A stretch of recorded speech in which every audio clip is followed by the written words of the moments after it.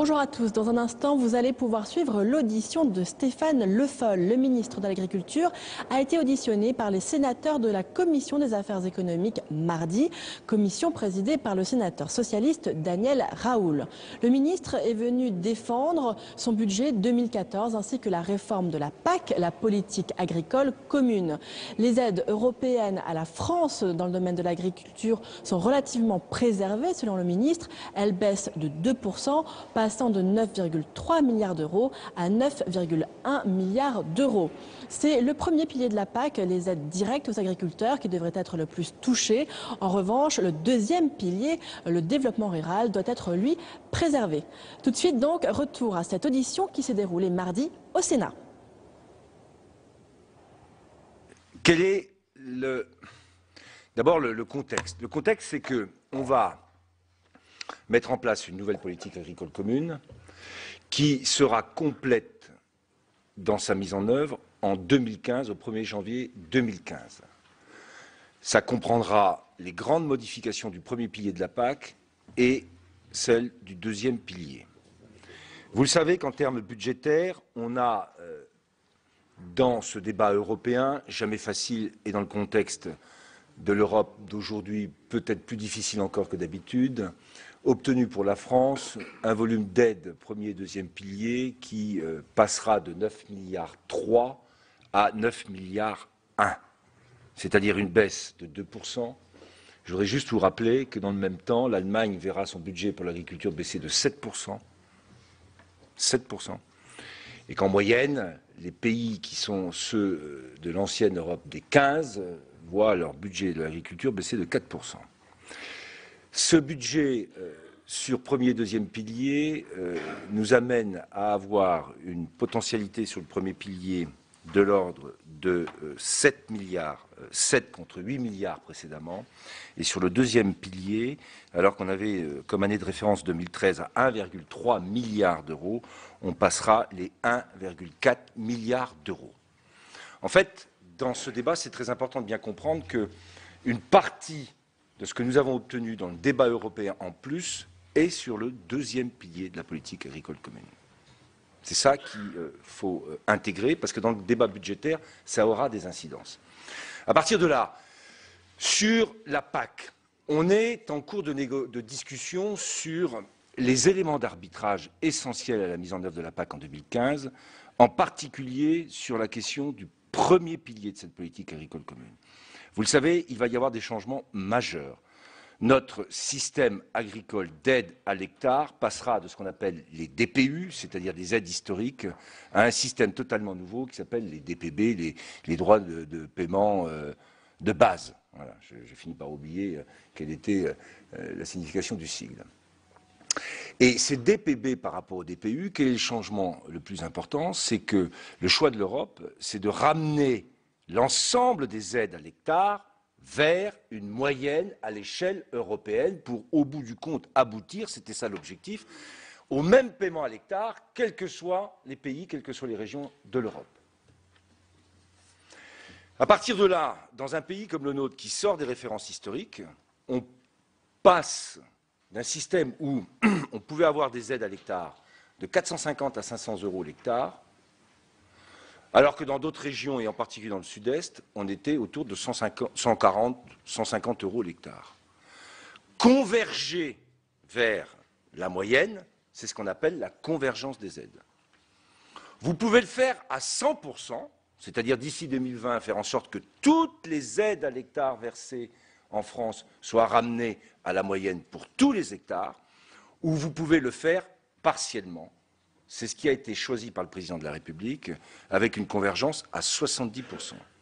Pour une raison très simple, c'est que passer de référence historique à la même aide à l'hectare pour tout le monde, ça nécessite bien entendu des effets de transfert entre ceux qui avaient des DPU élevés et ceux qui avaient des DPU faibles, et que pour ceux qui avaient des DPU élevés, je pense en particulier au Grand Ouest, et quand je dis Grand Ouest, c'est le Nord, le Pas-de-Calais, jusqu'en bas les Pyrénées-Atlantiques, on avait besoin d'assurer une transition. Donc on a choisi une convergence de 70%. C'est-à-dire qu'on ne fera pas la totalité du chemin de la convergence d'ici 2020. On l'aura fait à hauteur de 70%, c'est-à-dire qu'on aura rapproché les aides les plus élevées vers la moyenne et remonté les aides les plus basses vers la moyenne. Ça, c'est le premier débat.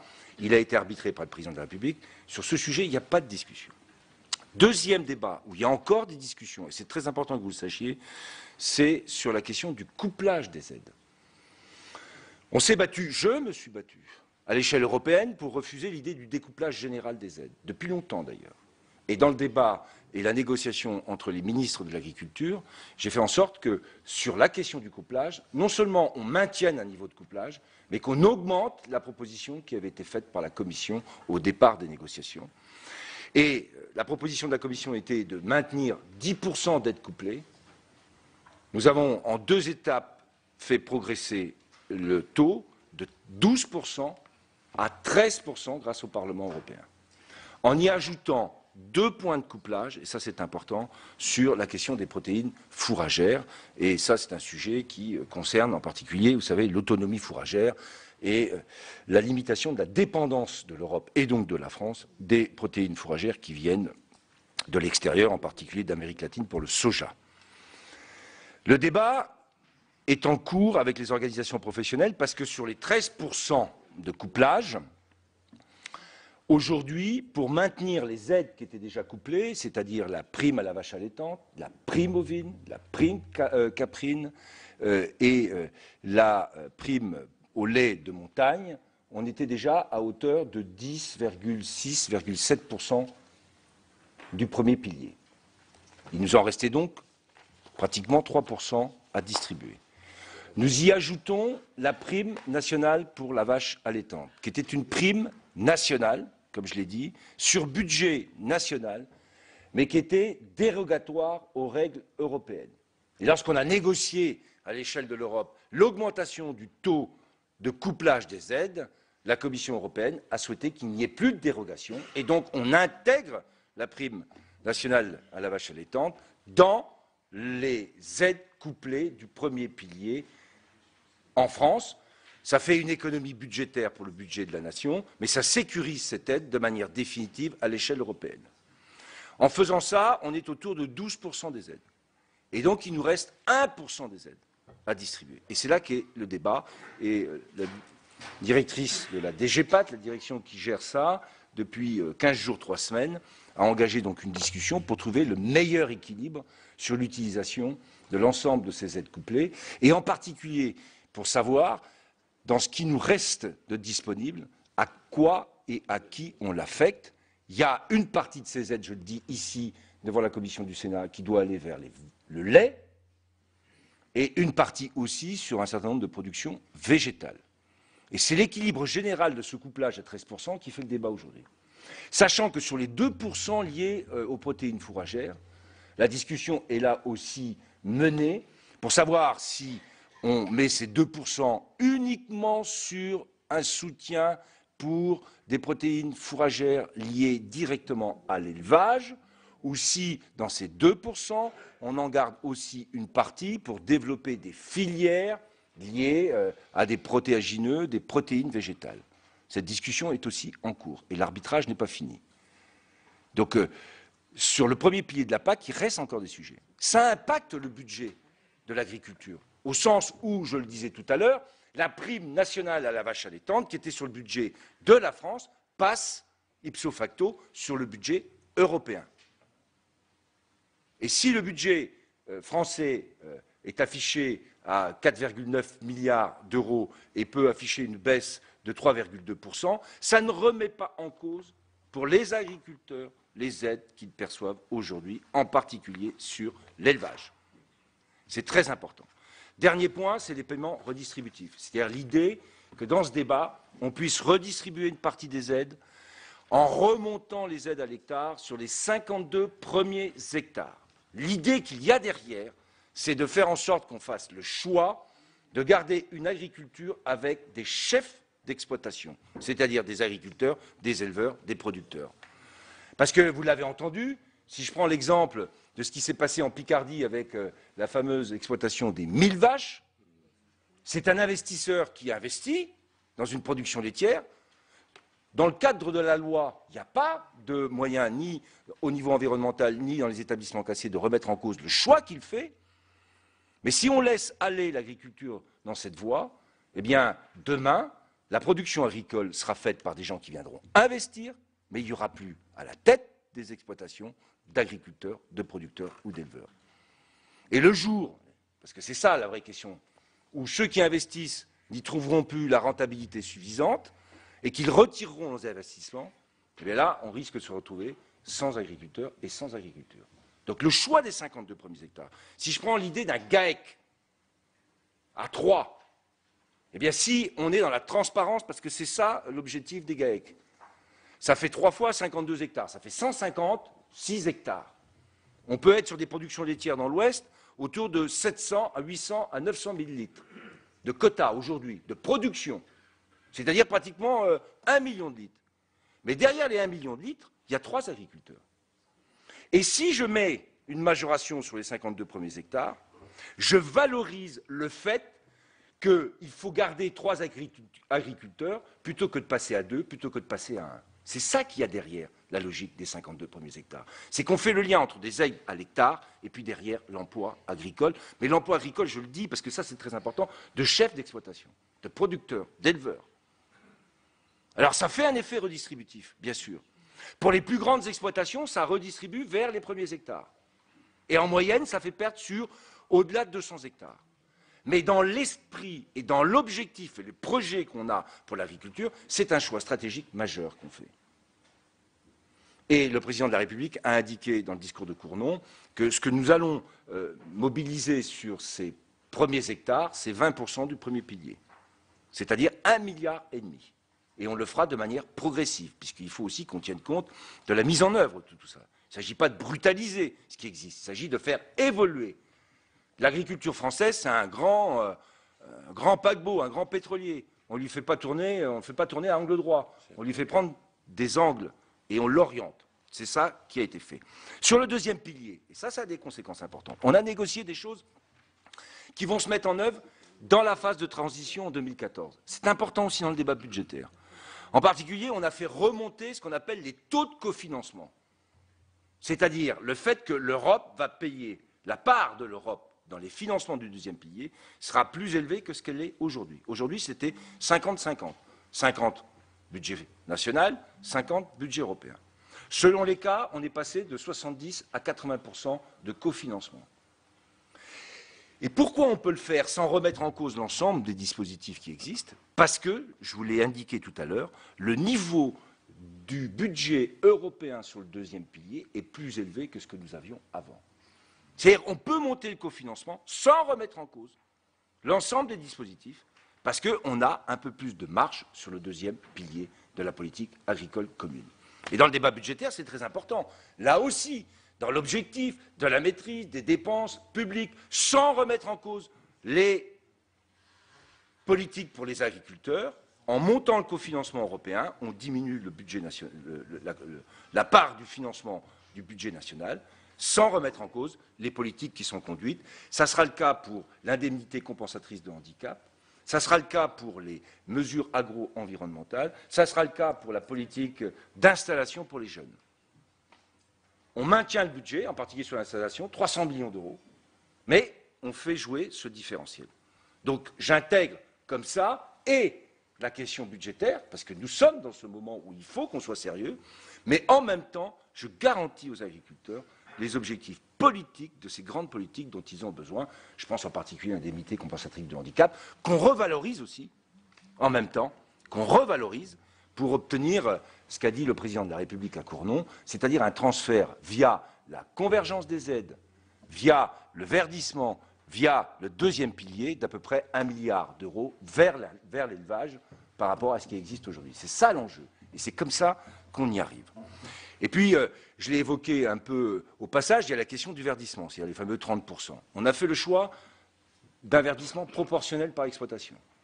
Pourquoi on a fait ce choix? Parce que, là aussi, par rapport à la convergence, le fait qu'on ait fait non pas un choix forfaitaire, eh bien, le choix proportionnel permet d'ajuster les 30% liés au verdissement, exploitation par exploitation. ce qui permet de garantir à ces exploitations le maintien du niveau de l'aide lié au verdissement. C'est très important. Et dans ce verdissement, vous le savez, on va mettre en place 3 mesures. La première concerne les rotations de cultures ou les différentes cultures, couverture de sol. 3, et là, nous sommes en train de travailler pour adapter cette mesure, en particulier dans les zones où il y a du maïs en monoculture, Alsace et Sud-Ouest, pour trouver des solutions adaptées avec des couvertures de sol. Il y a le deuxième élément, c'est le maintien des prairies permanentes, mais là, vous connaissez ce sujet. Maintien des prairies permanentes qui, en surface, sera regardé à l'échelle d'une région, pas simplement à l'échelle de l'exploitation, c'est-à-dire qu'on va pouvoir, à ce moment-là, moduler et de temps en temps retourner des prairies parce qu'il y en a besoin en termes agronomiques pour les éleveurs.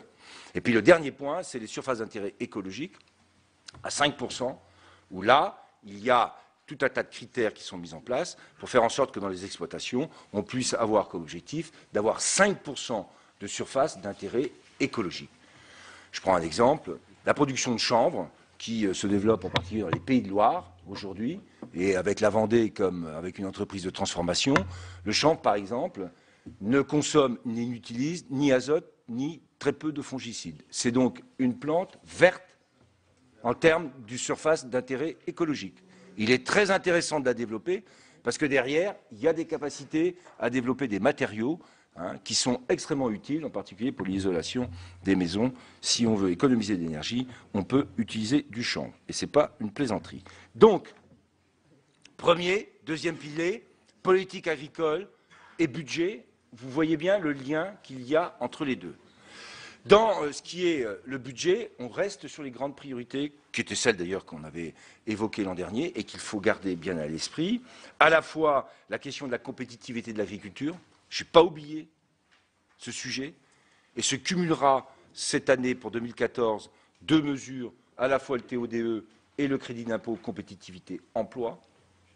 Et là, pour la compétitivité de notre agriculture, c'est un élément important. Ça représente 1,3 milliard d'euros d'efforts sur la compétitivité de l'agriculture et l'agroalimentaire. Heureusement qu'Élodie est là. Ensuite, on a sur la question de l'agroécologie, parce que je n'ai pas oublié non plus, ce qu'est le projet que nous portons, à la fois sur la question des MAE, les mesures agro-environnementales, et là, on viendra présenter, Monsieur le Président, quand vous le souhaiterez, les nouveaux systèmes de MAE. C'est intéressant que vous ayez en tête la manière dont on va aborder ce qu'on appelle les MAE systèmes.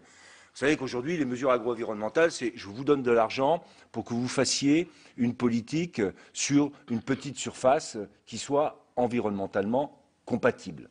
Et l'a priori de base, c'est quand on fait de l'environnement, ça coûte plus cher. Et donc, il faut une aide.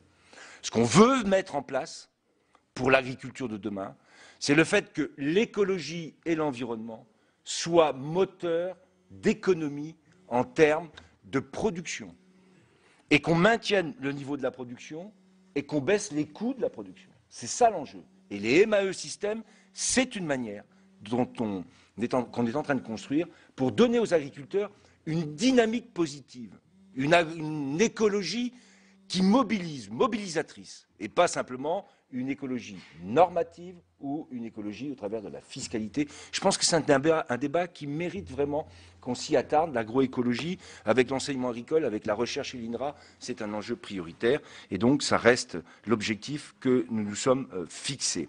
Je ne parle pas des plans qu'on a lancés sur l'ambition bio qui reste en mise en œuvre par rapport à ce qu'on a fait en 2012, et puis tout ce qui concerne aussi l'apiculture. Ici, il y a le président du nouveau comité de pilotage stratégique pour l'apiculture qu'on a mis en place. C'est un enjeu aussi important. Ensuite, l'installation des jeunes, je vous l'ai dit, on maintient l'objectif, 300 millions d'euros, avec toujours un objectif élevé. Il y aura la possibilité d'ailleurs de mettre sur le premier pilier, deuxième pilier, les moyens sur l'installation des jeunes. Moi, je pense qu'on doit aboutir à terme à des objectifs autour de 8 à 10 000 installations. J'ai regardé les chiffres qui sont sortis sur 2012. On a 12 000 installations et 6 000 installations dans le cadre des dotations, des aides à l'installation, 6 000 pour 12 000. Vous savez qu'avec les organisations de jeunes au niveau agricole et les JA, on a fait une charte qui a débouché sur des assises de l'installation. On a changé les règles, et c'est très intéressant de se le dire. On est passé, par exemple, de la surface minimum d'installation à l'AMA, c'est-à-dire l'activité minimale d'assujettissement. C'est-à-dire que pour s'installer maintenant, on ne va pas prendre que la surface. On va regarder qu'est-ce que c'est que l'activité, qu'est-ce qui se dégage comme revenu. Parce que c'est très important de pouvoir mettre en perspective le fait que l'installation n'est plus liée uniquement à la surface, elle est liée à ce qui est capable de dégager un jeune qui s'installe en termes de revenus. C'est un vrai changement, un vrai sujet qui définira peut-être demain aussi ce qu'est l'actif en agriculture, puisque derrière AMA, je l'ai dit, c'est activité minimale d'assujettissement, et cette activité minimale d'assujettissement permet d'être assujetti justement à la MSA, et par la MSA, on pourra aussi avoir une idée plus claire de ce qu'est l'actif en agriculture, puisque c'est un sujet qui nous concerne et qui vous concerne tous. Il y a aussi dans ce budget et dans la loi d'avenir un grand volet sur la forêt. Alors, il y a des spécialistes ici, je vois Monsieur le vice-président, Monsieur Duluard qui est ici. On a là fait un choix stratégique sur la forêt. Avec un conseil supérieur de la forêt, on a intégré la forêt dans les filières économiques du ministère de l'Industrie. Et là, on crée pour la première fois un fonds stratégique pour la forêt. On met en place un système d'orientation de l'épargne qui s'appellera SIFA, qui va permettre, et je le dis aux spécialistes, de faire en sorte que les avantages fiscaux qui sont alloués aujourd'hui à des propriétaires lorsque le bois est sur pied puissent être transférés sur un compte lorsque le bois est coupé.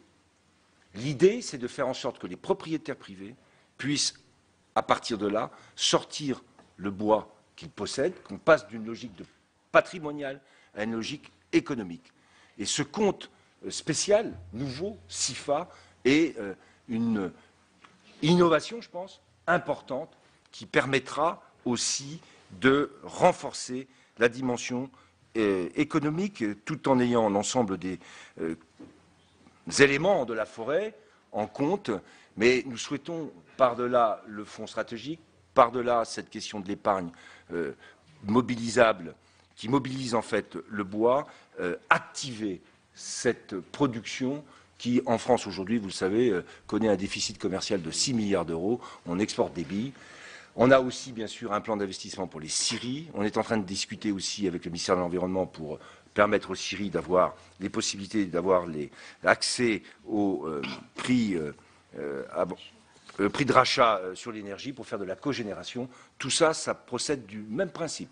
Développer cette filière, faire de l'activité, faire en sorte que la forêt devienne un secteur économique à part entière, en même temps qu'elle aura aussi à garantir les grands enjeux liés à l'écologie, la biodiversité et aussi tout ce qui est lié au tourisme et aux loisirs, puisque la forêt, c'est important. Sur l'enseignement agricole, je reste sur la ligne qu'on avait évoquée l'an dernier. L'enseignement agricole va participer au Produire autrement, à cette grande ambition sur l'agroécologie. On créera 150 postes supplémentaires, 30 postes d'auxiliaires de vie, c'est important, et 20 postes au niveau de l'enseignement supérieur. On renforce ce pôle. C'est important. Et je le vois, moi, quand je me déplace à l'international, il y a là des vraies potentialités pour la France de rayonner au-delà de l'Hexagone. On est regardé, l'enseignement agricole est quelque chose sur lequel beaucoup de pays souhaitent signer des conventions de partenariat avec la France. On a là un vrai potentiel, il faut que l'on joue à fond. Enfin, cet objectif qui lie à la fois la politique agricole commune, le budget de l'agriculture et la question de la loi d'avenir, c'est au fond faire en sorte que l'agriculture puisse assurer pour notre pays la part qui est la sienne dans ce redressement productif, dans le redressement économique de ce pays, avec derrière l'agroalimentaire, ça va de soi. Et sur la Bretagne, on connaît les discussions qu'il y a aujourd'hui. On a aussi la nécessité de faire en sorte de garantir une pérennisation des activités, que ce soit dans la volaille, export, que ce soit dans les productions nouvelles de qualité, que ce soit dans la question de la méthanisation, qui pour moi est un enjeu essentiel en Bretagne, dans les Pays de Loire, mais partout en France. J'entends souvent, vous savez, on parle des gages de schiste, on dit il faut aller fracturer à 3000 mètres de profondeur avec de la fracturation hydraulique. C'est quand même fantastique que depuis 10-15 ans, nous, on ait loupé le fait qu'on a du gaz dans la matière organique qui est produite en France et qu'on n'est pas capable de le valoriser pour faire de l'énergie renouvelable. Ça, c'est un sujet, pour moi, qui doit être une priorité, et je suis sûr que dans tous les bancs de cette Assemblée, on sera d'accord pour dire il faut qu'on rattrape ce retard insensé. L'Allemagne a 7000 méthaniseurs, on en a 80. C'est pas possible. C'est de l'investissement, c'est de l'activité, c'est de la création de filières. Et ça, c'est disponible. Et c'est de l'énergie qui est chez nous. C'est du gaz que nous avons. Donc là, il faut qu'on soit extrêmement volontariste. Et c'est pourquoi aussi, dans cet objectif, on a des propositions qui sont en cours de mise en œuvre sur les éléments réglementaires qui vont avec. Et puis je terminerai sur les questions sanitaires, parce que je l'ai oublié. Moi, je reste très vigilant après ce qui nous est arrivé sur la viande de cheval et toutes ces questions sanitaires. Dans le budget, je vous le dis, l'objectif, c'est de maintenir le nombre de postes des services vétérinaires pour assurer le contrôle de la qualité des produits, parce que c'est un sujet sur lequel on ne peut pas transiger, même si le ministère de l'Agriculture fait des efforts en termes de réduction d'effectifs, sur ce poste-là, j'ai considéré depuis que je suis arrivé qu'il fallait stopper ce qui avait été engagé et faire en sorte qu'on maintienne un niveau suffisant pour assurer la sécurité sanitaire. Voilà ce que je voulais vous dire. Ça fait beaucoup de choses, mais je vous laisse la parole. Vous êtes trop bon, Monsieur le Ministre. J'ai au moins 5 premières auditions qui sont des rapporteurs, que ce soit de la Commission des affaires économiques ou de la Commission des finances, mais en priorité Monsieur le Président Guillaume, si vous avez une question à poser à Monsieur le Ministre, pour que vous puissiez présider tout de suite. Non, je suis vraiment désolé. Il faut que j'aille remplacer Jean-Pierre Raffarin à 17 h. Donc je ne pourrai pas rester. Donc je veux bien ne pas poser de questions parce que ça serait d'une impolitesse notoire. Simplement une réflexion, si vous le permettez, en 2 minutes, pour dire qu'aujourd'hui, on s'aperçoit très bien, enfin aujourd'hui comme hier, mais ça va aller en s'accélérant, que lorsqu'on parle d'agriculture et de budget, on ne peut pas parler de budget de la France sans parler de budget de l'Europe. Et que l'ensemble, c'est un paquet qui fait que cela permet d'avoir des actions agricoles et économiques qui sont importantes. Et Monsieur le Ministre, vous l'avez très bien dit, et bravo d'avoir réussi à maintenir à cette hauteur-là le budget de la politique agricole commune. Ce n'était pas gagné d'avance. Vous avez pris des comparaisons avec d'autres pays. Et merci d'avoir maintenu cela, pas pour nous, mais pour nos agriculteurs. Parce que si le budget de la PAC, comme on nous l'annonçait, avait baissé, ça aurait été, je pense, pour notre pays, une catastrophe. Alors, il est maintenu. Vous avez un budget national qui, lorsqu'on le consolide avec celui de la PAC, permet de faire des actions.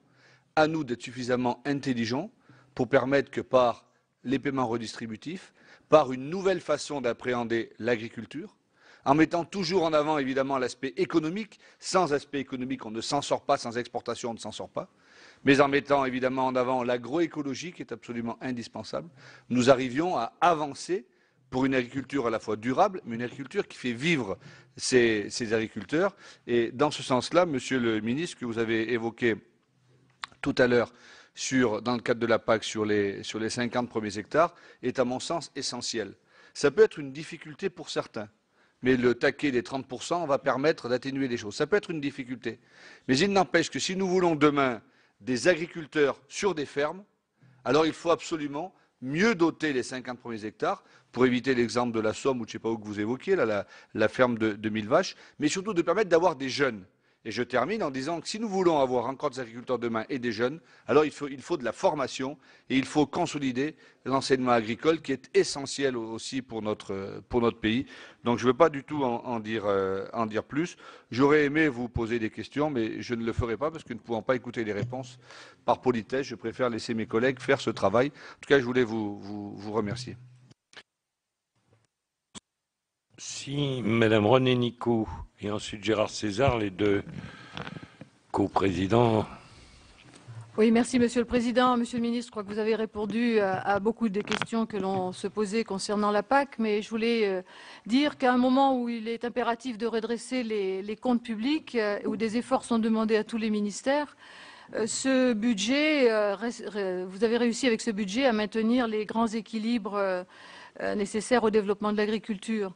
Malgré une réduction du budget qui est limitée, et que l'on explique, ou que vous venez d'expliquer, par la rationalisation des politiques agricoles et par la mise en œuvre de la nouvelle PAC, avec l'accroissement des cofinancements communautaires pour certains dispositifs. Mais on peut souligner qu'il y a une réelle volonté politique de donner tous les crédits nécessaires à l'installation des jeunes agriculteurs, de développer les mesures agro-environnementales, de soutenir l'élevage, de mettre l'accent sur le volet sanitaire et phytosanitaire, c'est ce que vous venez de préciser, de développer l'enseignement agricole en augmentant les effectifs, notamment d'enseignants, de créer les conditions nécessaires au développement de la forêt en créant un fonds stratégique de la forêt et du bois.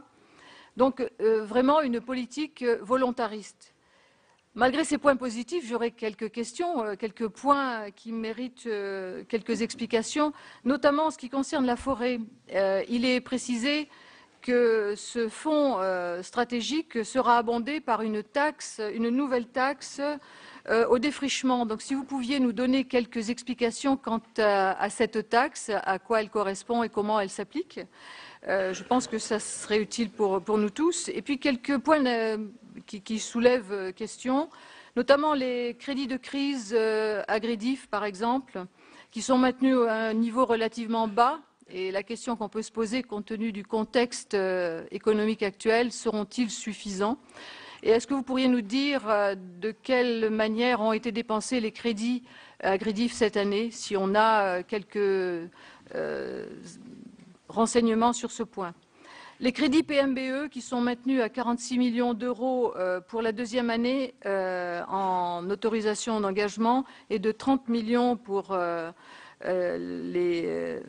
c'est l'inverse, à 30 millions en AE.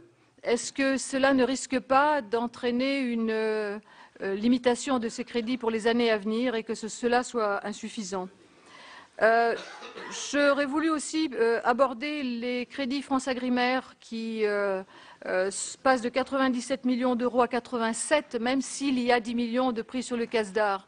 On avait remarqué l'année dernière que cela risquait d'être un peu juste et est-ce qu'ils seront suffisants pour leur permettre une véritable politique de communication sur les différentes filières? Et enfin, je terminerai par une question, mais vous avez en partie répondu sur ce point-là, sur les crédits et la PAC. Donc, le bleu budgétaire prévoit de mettre davantage à contribution les crédits européens pour compenser la baisse de crédits nationaux. Ne craignez-vous pas que le deuxième pilier de la PAC ne dispose pas d'assez de crédits pour faire face à l'ensemble des besoins, comme par exemple celui résultant de l'augmentation de 15% pour les ICHN? Et je laisserai la place à d'autres pour synthétiser, puisque beaucoup de questions vont se poser. Merci, Monsieur Gérard César. Oui, nous sommes mis d'accord avec René Nicou pour pouvoir poser les mêmes questions. Vous voyez qu'il y a le couple de l'année sur l'agriculture. Par rapport à nos questions. Monsieur le ministre, la première question que je voulais poser, quel est l'impact sur les agriculteurs du relèvement du taux de TVA sur les engrais? Ça importe justement donc le prix de revient des agriculteurs. Deuxième question, quel bilan tirez-vous du recentrage de la DPI en 2013? Et surtout, nous avions abordé ce point, la DPI, c'est la dotation pour investissement, je traduis. Et pourquoi pas aller, je sais que vous êtes assez favorable à cette mesure, aller sur la DPA plutôt que la DPI. Ça me paraît être une mesure tout à fait intéressante. L'autre question que je voulais poser, c'était combien de crédits ont été nécessaires en 2013 pour abonder le fonds de calamités agricoles? Est-ce que vous avez un chiffre pour nous dire quelle était, par rapport aux calamités agricoles, quelle était la dotation que vous avez pu envisager? Et aussi, quel avenir, et ça c'est un problème qui est cher à M. Émorine, quel avenir du soutien européen à la souscription d'assurance climatique? Et le problème qui nous est posé à tous, et lorsque vous êtes venu en Gironde, je vous l'ai posé, de la réassurance, qui est un problème très très important pour nous tous. Et une question sur la forêt. Les crédits de l'ONF sont-ils des crédits à fonds perdus ou pas? Est-ce qu'on a vraiment une solution pour améliorer la gestion de l'ONF? Et aussi, vous avez parlé du fonds stratégique, la création, je me réjouis de la création de ce fonds stratégique, comme tous les forestiers, mais est-ce qu'il sera suffisant pour alimenter justement la filière par rapport donc à cette économie du bois que nous avons tous à cœur de défendre? Voilà, merci. Merci. Les deux derniers rapporteurs par la Commission des finances, M. Botrel et M. Bourdin. Merci, Monsieur le Président. Bien que vous nous ayez préconisé de faire vite sur la crise de l'agroalimentaire en Bretagne, vous comprendrez que j'y vienne un peu. Dans cette crise de l'agroalimentaire en Bretagne, plus que celle des filières, Monsieur le Ministre, il s'agit de la crise de l'outil industriel. Aussi bien dans la filière avicole que dans la filière porcine.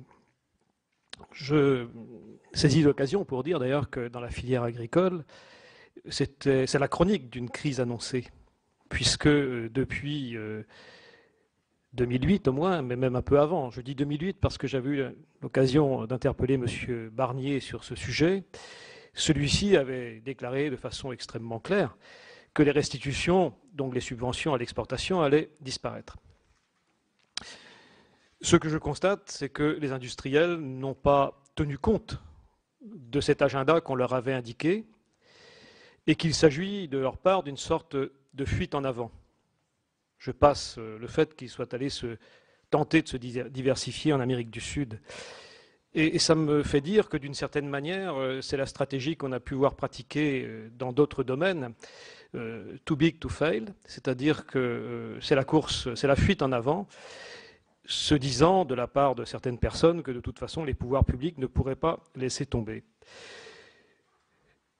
Dans le même temps, on assiste à un paradoxe, puisque on sent bien que ces exportations du grand export, comme on les nomme, sont condamnées par défaut de subventions, puisque nous peinons à être compétitifs pour un certain nombre de raisons que je ne vais pas reprendre. Mais dans le même temps, et c'est le paradoxe dont je voulais parler, notre marché intérieur de produits avicoles est largement pénétré désormais, on dit à hauteur de 40%, par des viandes de volaille qui viennent d'autres pays de la communauté, l'espace européen et en particulier de l'Allemagne. Alors la question, Monsieur le Ministre, première question, face à cette situation paradoxale, que peut-on faire et pour adapter l'outil industriel, parce qu'on voit bien qu'il y a là aussi deux agendas. Il y a le court terme avec l'anxiété, pour ne pas dire plus, des ouvriers, des personnes qui travaillent dans ces abattoirs. Il y a donc cet agenda de court terme et puis un agenda de plus long terme sur l'adaptation de l'outil industriel.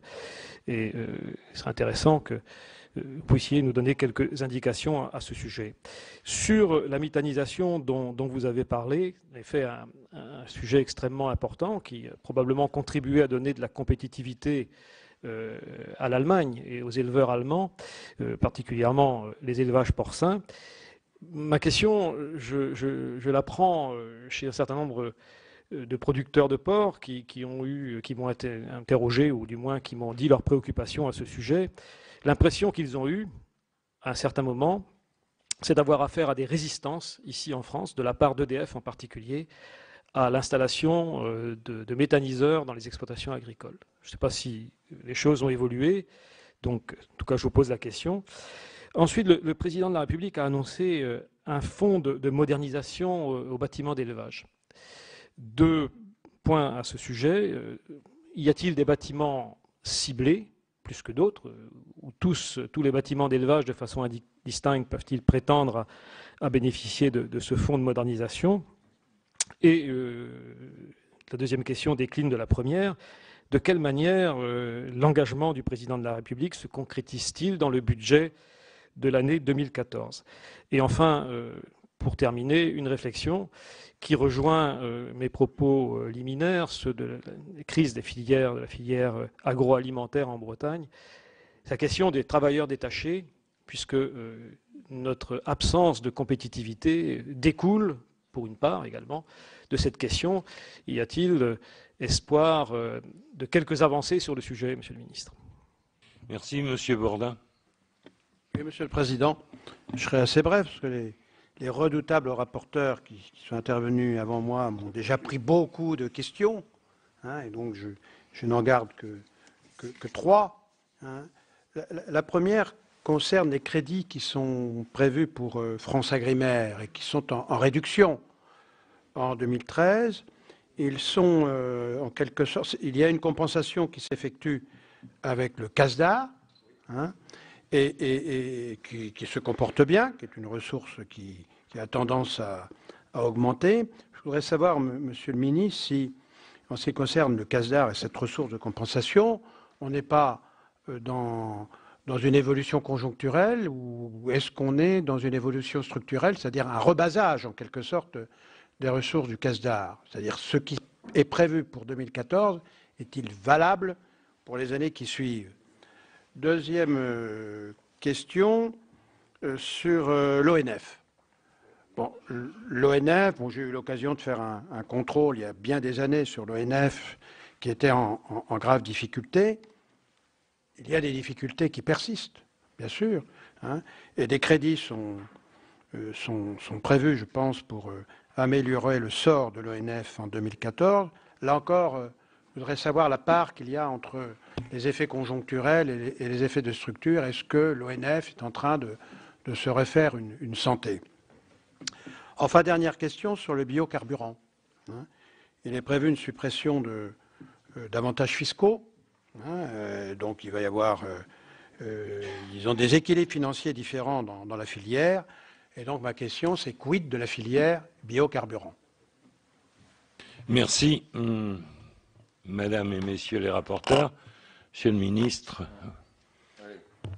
On y va. Donc c'est vrai qu'on a des rapporteurs qui ont posé beaucoup de questions extrêmement précises. La première, René Nicou, sur les questions du fonds stratégique et du défrichement. Hein, Aujourd'hui, il y a des possibilités qui sont très claires. Lorsqu'on défriche, on doit reboiser. Là, les préfets pourront remplacer l'obligation de reboisement par le paiement d'une taxe au défrichement. Donc c'est un choix du préfet.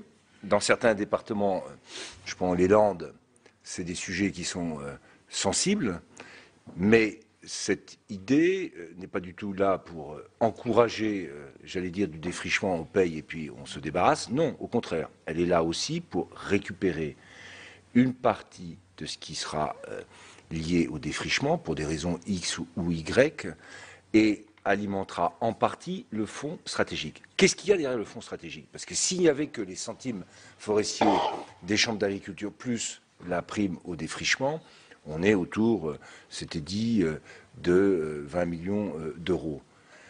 Derrière, je le dis ici devant des sénateurs qui vont m'écouter, c'est qu'une fois qu'on a ce portage et cet outil, l'objectif, c'est quand même un jour d'avoir une partie du fonds carbone qui vienne alimenter le fonds stratégique bois, parce que c'est ça qu'il y a derrière. L'objectif, il est quand même là aussi.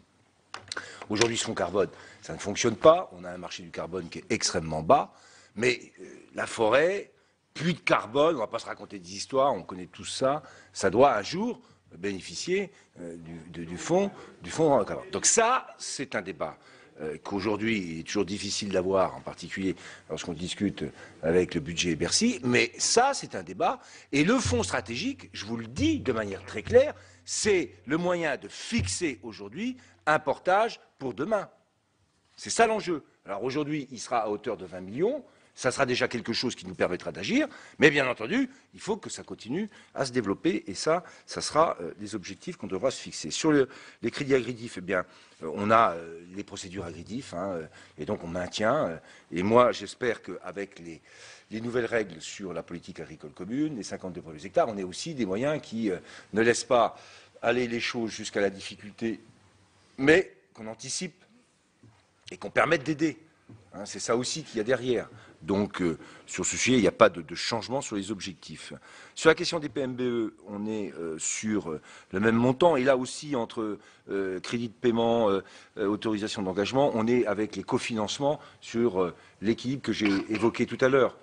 Plus d'engagement européen, moins d'engagement français. Et derrière, il y a le fonds de modernisation. Ça, c'est autre chose.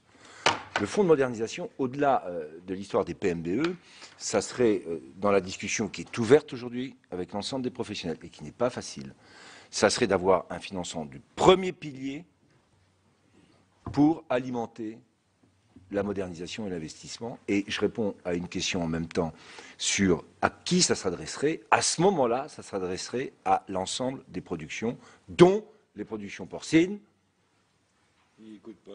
volailles et bovines. Donc c'est ça l'intérêt du fonds de modernisation.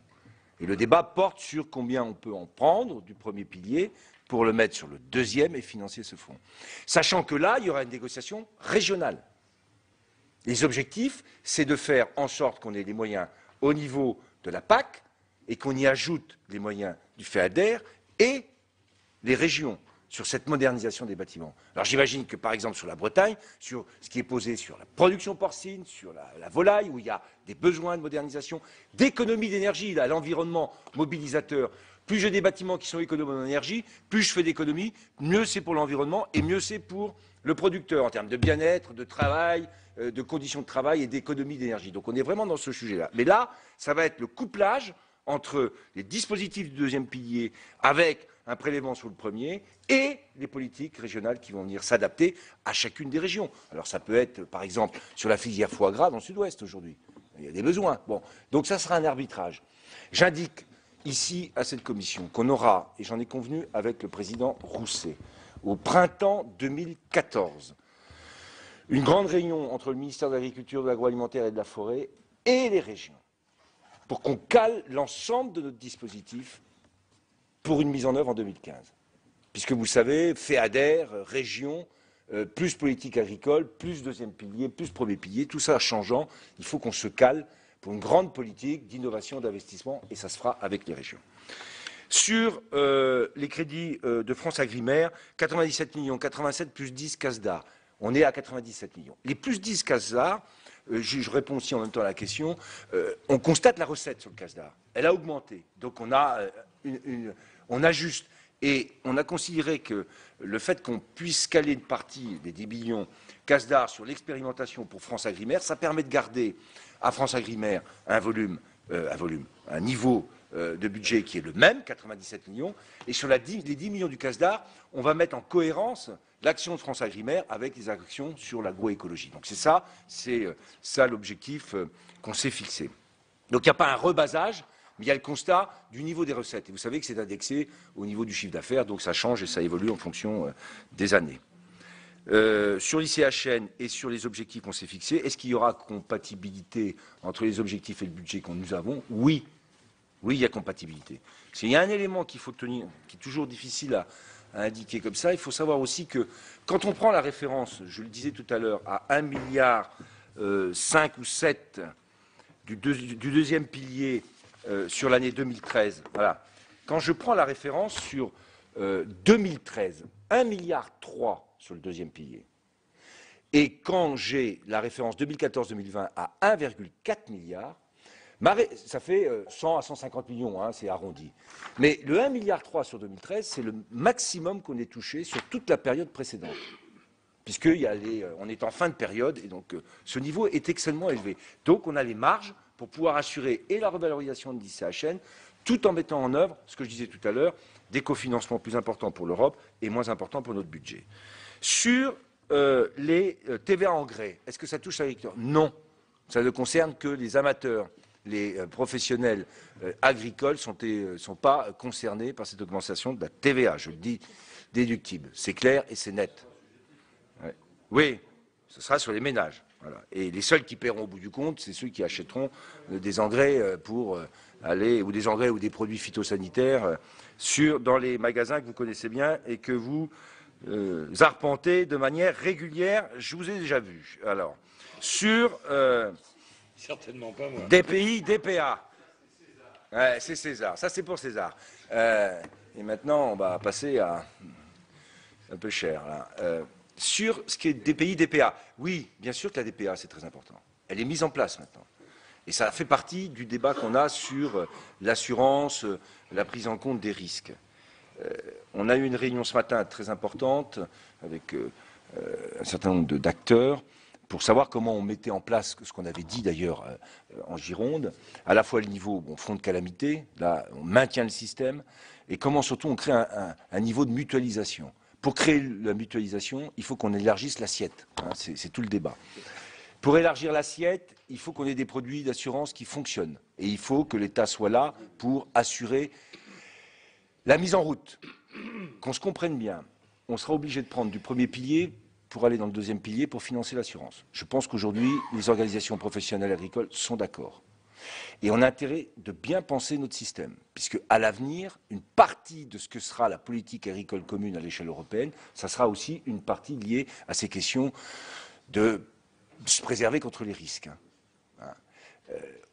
Le réchauffement climatique aujourd'hui fait que l'intensité et la fréquence des aléas sont de plus en plus fortes. Donc c'est un vrai sujet. Et donc il faut qu'on se prépare. Donc sur cette question de la mutualisation, pour élargir l'assiette, on aura donc à prendre P1 sur P2. D'accord, ça c'est fait. On aura aussi à faire en sorte que la subvention qui vient et qui est incitative aujourd'hui, voilà, ça sera, alors c'est pour l'Europe, hein, le P1, P2, c'est et l'Europe et l'État, hein, que cette subvention, au fur et à mesure qu'on élargit l'assiette, pour qu'elle puisse être la plus large possible, eh bien, son niveau est de 65% aujourd'hui par contrat, eh bien, il baissera au fur et à mesure qu'on va élargir l'assiette. En même temps, plus l'assiette est large, plus pour les organismes mutualistes en particulier, c'est intéressant pour assurer la mutualisation. Il nous reste deux questions majeures à poser, ou à régler plutôt. La première, c'est quelles conditions mettons pour que les agriculteurs soient ou incités ou contraints à recourir à l'assurance. On avait discuté, est-ce que la rendre obligatoire? Bon, vrai sujet juridique. Comment on incite? Et là, les liens entre DPA et assurance, ça serait intéressant. Ou vous avez la DPA ou vous ne l'avez pas. Si vous n'avez pas de DPA, il faut une assurance. C'est des questions que j'évoque aujourd'hui pour la première fois. Mais c'est des sujets qu'on a bien en tête. Il faut qu'on aille vers un système plus large. Et puis, c'est la question de la réassurance derrière. C'est-à-dire, le risque étant ce qu'il est, si on mutualise, parce que je dis bien mutualiser, ce n'est pas de l'assurance comme privée individuelle, c'est de la mutualisation. Pour l'agriculture, la question du risque, c'est de la mutualisation. Chacun paye en partie, mais c'est la mutualisation qui fait qu'on peut assurer la couverture de risques climatiques. C'est très important ça. Et c'est l'assiette qui sera la plus large qui nous le permettra. Bon, ça sur la question de la réassurance, est-ce qu'elle est privée ou publique? La CCR, question posée, on va aller et on va réfléchir par rapport aux questions, puisque ça concerne le ministère de l'Agriculture, mais dès qu'on passe à la dimension de la réassurance, on tombe sur le ministère du Budget, de Bercy et du Trésor. Et donc là, il faut qu'on ait une discussion. Mais on est en train de construire tout ça, parce que vous voyez bien que c'est un système qui est important. Mais je crois franchement, pour avoir été à Bordeaux entre les deux mers, hein, sur une question comme la grêle, qui est historiquement assurée, quand il n'y a pas d'assurance, parce que c'est un fongicide, hein, c'est ce qu'on me disait ce matin, c'est le coût d'un fongicide de s'assurer. Et quand vous avez perdu comme ça, d'un seul coup, d'un seul, en une nuit, tout ce qui était le travail et la production, je peux vous dire que c'est un vrai sujet. Hein, vous avez des gens en larmes, là. Donc il faut qu'on s'organise. Et pour s'organiser, il faut qu'on ait la solidarité, c'est le fonds de calamité, la mutualisation, c'est ce qu'on est en train de construire. Mais j'attends les propositions aussi de la Gironde, puisque ça doit arriver, je suis sûr. Alors, les risques climatiques, j'en ai parlé. Le fonds stratégique sur la filière bois, j'ai évoqué ces questions en même temps. Alors, sur l'agroalimentaire, la Bretagne, Botrel a évoqué beaucoup de choses. La première, je le rappelle ici, la question des restitutions, la décision que l'Europe prend, elle est prise en 2005. Michel Barnier, à juste titre, et je ne le savais pas, avait rappelé que de toute façon, on irait vers la fin des restitutions. Je suis obligé de constater quand même, ça je vous le dis franchement, je ne vais pas faire de la politique, on est là entre nous, qu'entre le moment où ça a été décidé et aujourd'hui, il ne s'est rien passé. Personne n'a anticipé ce qui allait passer. Il y en a même aujourd'hui, le patron hier soir, qui vient dire « Monsieur le ministre, c'est de votre faute, il faut les remettre, les restitutions. » Ah oui, comme ça, c'est moi qui gère Tilisaco tout seul. C'est moi qui est responsable de Tilisaco. Je vous le dis quand même, sur les restitutions à l'exportation. Quand je suis arrivé en 2012, toutes les restitutions qui étaient encore en vigueur, dans la viande bovine, dans la viande porcine, et dans tous les pays qui étaient concernés, Danemark, Pays-Bas, Allemagne et France, ont été abandonnées. La seule qui a été maintenue, c'était sur la volaille, et c'était à ma demande, justement pour les deux entreprises bretonnes qui ont bénéficié, et compte tenu qu'à l'époque, quand je suis arrivé, on était déjà en redressement judiciaire pour Doux. On a tenu un an de plus que ce que voulait faire la Commission. Jusqu'en juillet 2013, on a maintenu.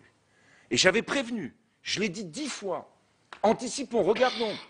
Alors quand Doux est arrivé en redressement judiciaire, c'est vrai que c'est difficile pour lui, il faut déjà qu'on se remette et qu'on stabilise cette entreprise. Et on n'oubliera pas Télésapco. Mais il y a des étapes qu'il faut franchir. Si je veux arriver à réussir à maintenir une filière export sur le marché du Moyen-Orient, ça fait 40 ans que ça dure. Alors après, on peut critiquer pourquoi on exporte du poulet. Si ce n'est pas les Français et les Bretons qui le font, de toute façon, c'est les Brésiliens qui le feront. Et sans aucun problème. Donc on a, et en plus, je le dis ici, en Arabie Saoudite, et les Saoudiens, en particulier Al-Moulajjen, tiennent à avoir un approvisionnement, certes brésilien, mais aussi français, et breton en l'occurrence. Et même Doux, pour être plus précis. À nous de travailler avec eux pour construire un pôle export qui leur permette d'assurer l'approvisionnement de leur marché, tout en permettant à notre filière de se redresser. Mais c'est vrai, soyons objectifs, entre 2005, 2008, 2010, 2012, rien n'a été fait pour anticiper ce qui était annoncé pourtant par tous, la fin des restitutions. Et deuxièmement, je le dis quand même, on ne peut pas bâtir une filière exportatrice uniquement sur des subventions à l'exportation. Hein, c'est quand même un sujet sur lequel il faut qu'on soit clair entre nous. Alors sur les aides d'urgence, oui, on a débloqué 15 millions, on est prêt à en rajouter. J'irai en Bretagne vendredi pour parler aussi des investissements qu'on doit faire dans toutes les filières, en particulier sur la question de la méthanisation. Et la Bretagne sera expérimentale au titre de ce que j'appelle l'azote total avec le plan EMMA. L'azote total, ça consiste à dire, quand j'ai de l'excédent d'azote organique, c'est les lisiers et tout ça, je le transforme en énergie renouvelable. Au bout du compte, j'ai un fertilisant azoté qui doit se substituer, si j'en ai en excédent, au fertilisant azoté minéral. La Bretagne aujourd'hui a trop d'azote organique, mais elle importe et elle achète de l'azote minéral. Donc tout l'enjeu de la loi d'avenir, ça va être de mettre en place le processus d'azote total. Chaque région choisira si elle choisit ce régime ou pas, mais ça consistera ensuite à faire en sorte que tout le monde déclare les achats d'azote minéral. Et l'excédent d'azote organique viendra remplacer l'azote minéral. Et je vous le dis franchement, hein, je pense qu'avec ce processus-là, si on se débrouille bien, en particulier pour la Bretagne, les algues vertes, normalement, en 10 ans, je l'avais dit à la conférence environnementale, si tout ça, ça se met bien en place, si on coordonne nos objectifs, si tout le monde joue le jeu, on doit pouvoir régler cette question des algues vertes. C'est très important et ça sera l'objet de la discussion que j'aurai dès vendredi pour mettre tout ça en œuvre. Il y a des projets en cours, il faut qu'on les mette en route. Et puis, voilà, État, région, donc bien sûr, les régions seront mobilisées dans ce dispositif. Il y avait la question du CASDAR, donc j'y ai répondu. L'ONF, oui, c'est important. Est-ce que l'équilibre de l'ONF, on y est? Alors, on rajoute 30 millions de subventions aujourd'hui, parce que je tiens à ce que l'ONF puisse passer ce cap difficile. Il se trouve que le marché du bois, pas forcément en prix, mais en volume en tout cas pour ce qui est de l'ONF, ça va mieux. Et que de ce côté-là, il y a eu des recettes.